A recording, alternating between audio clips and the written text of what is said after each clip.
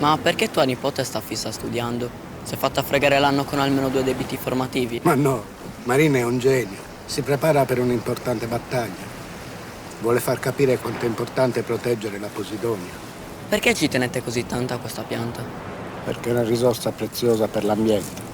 Questi cumuli di Posidonia, che vi infastidiscono tanto, proteggono la spiaggia, creano una barriera contro la forza delle onde e ne impediscono l'erosione. La consapevolezza deriva dalla conoscenza. Anche tu dare lezioncine come lei. Ma io non ho studiato come mia nipote, ma ho vissuto abbastanza a lungo su questa costa. Ho visto sparire molte spiagge.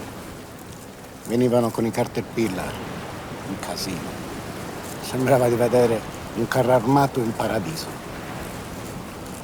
In poche ore toglievano via tutta la Posidonia e spianavano la sabbia. E poi tutti felici. Fossi in te, nonno, non gli aggiusterei la tavola. Serfa, ma non sa nemmeno cosa cena qua sotto i suoi piedi. E poi, sai chi è suo padre? Francesco Rinaldi, l'ipocrita borioso che vorrebbe ripulire la nostra spiaggia. Stai aiutando il nemico in casa. Guarda negli occhi il tuo nemico e forse troverai un alleato.